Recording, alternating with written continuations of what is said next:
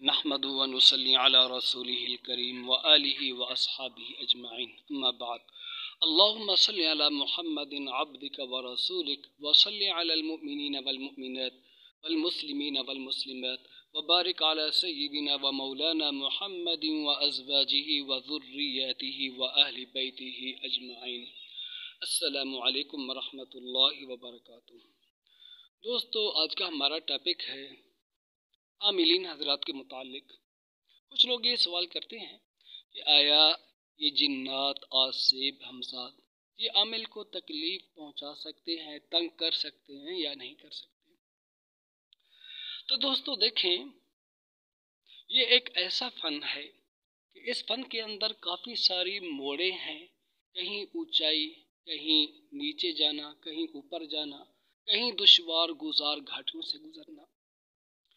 तो इस फ़न के अंदर अगर कोई शख्स अपने उस्ताद, अपने आमिल साहब, अपने मुर्शिद साहब की दी हुई हिदायत के ऊपर पूरा चलेगा तो ये चीज़ें उसे नहीं सता सकती। फिर इंसान मंज़िल मकसूद तक बआसानी पहुँच जाता है। तो पीछे किसी मुर्शिद का, किसी उस्ताद का हाथ होना ज़रूरी है। लेकिन जब उस्ताद का हाथ हो, मुर्शिद साहब का हाथ हो, फिर भी इंसान इन चीज़ों की लपेट में आ सकता है कि नहीं आ सकता। तो दोस्तों, जब आदमी और उमूर में गफलत कर सकता है तो ये भी एक ऐसा फ़न है कि इसके अंदर भी बसा औक़ात इंसान से गफलत हो जाती है। तो फिर जब इस फ़न के अंदर, इस काम के अंदर इंसान से गफलत होती है तो उसका नतीजा नुकसान की सूरत में पेश आता है। तो ये चीज़ कब सताती है?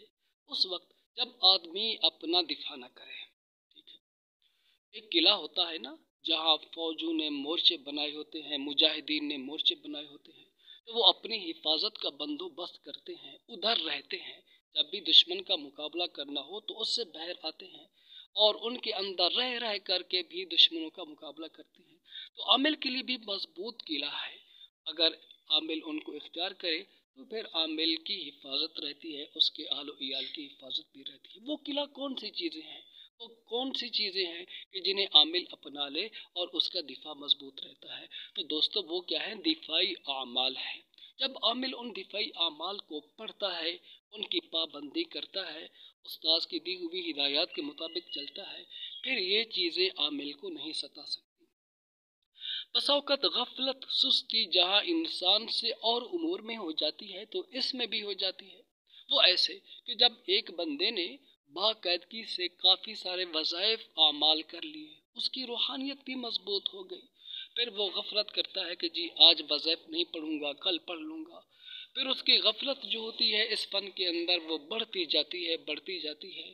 फिर जो नूरानी चीज़ें होती हैं वो पीछे हट जाती हैं। फिर जैसे ही नूरानी चीज़ें पीछे हट जाती हैं, नूरानी मौक़लात जो उसके दिफा के लिए होती हैं, तो फिर शैतानी चीज़ें, जिन्नात, शयातीन, उनके जो आसरात होते हैं वो आमिल के करीब आ जाते हैं। तो इसलिए हिफाजत से कभी गफलत इख्तियार नहीं करनी चाहिए। आदमी दिफा की सूरत के अंदर ये चीज़ आमिल को सताती है। ये बारहा का तजर्बा है। काफ़ी सारे आमिलीन को जिन्नात ने सताया भी है, वो इसी वजह से कि उन्होंने अपने दिफा के अंदर कमज़ोरी की है। दूसरी चीज़, इलाज के अंदर भी गफलत और सुस्ती इख्तियार की जाती है। वो कैसे? कि बस औक़ात इंसान मुहसिन बन कर के अगलों का फ़ायदा सोचते हुए और अपना नुकसान ना सोचते हुए उनसे हदिया नहीं लेता।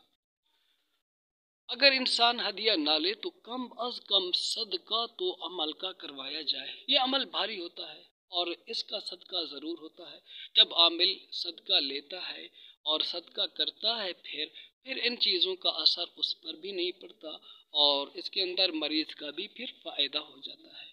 लेकिन जब फरी के अंदर आप जिन्नात को भगाते हैं, जादू को भगाते हैं, तो फिर जब उनकी तरफ से सदका नहीं होता तो फिर ये असरात आमिल पर भी पड़ जाते हैं और आमिल के घर वालों पर भी पड़ जाते हैं।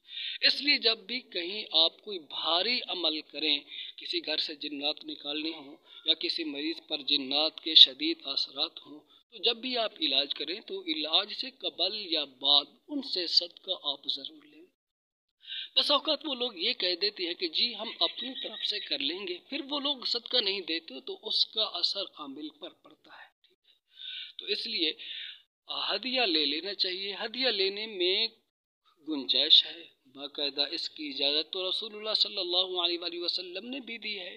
جب حضرت ابو سعید خدری رضی اللہ تعالیٰ عنہ نے ایک کافر پر دم کیا تھا جس کو سانپ ڈس گیا تھا، تو انہوں نے 30 بکریاں دی تھی اور رسول اللہ صلی اللہ علیہ وآلہ وسلم نے اسے جائز قرار دیا. تو ہدیہ لے لینا چاہیے. ٹھیک ہے، اگر آپ کسی سے نہیں بھی لیتے تو اتنا تو کم از کم ضرور لیں کہ آپ صدقہ نکال لیں. جب آپ صدقہ نکالیں گے انشاءاللہ آپ پر اثر نہیں پڑے گا. تیسری بات، جب انسان کے اندر بڑھاپا آ جاتا ہے تو جہاں اور امور کے اندر غفلت آ جاتی ہے تو وہاں پر یہ بھی آ جاتا ہے کہ بندے سے یہ وظائف نہیں پڑھے جا سکتے، پھر یہ چیز انسان کو ستاتی ہے. تو جب شدید بڑھاپا آ جائے تو اس سے پہلے انسان ان چیزوں کو اپنے سے جدا کر دے اور ان چیزوں کو آزاد کر دے، پھر انشاءاللہ تعالی یہ چیزیں اسے نہیں ستا سکیں گی. تو امید کرتا ہوں آپ کو یہ ویڈیو ضرور پسند آئی ہوگی. ویڈیو کو لائک کریں اور اس کو شیئر کر دیں تاکہ اور لوگوں کا بھی فائدہ ہو. السلام علیکم ورحمۃ اللہ وبرکاتہ.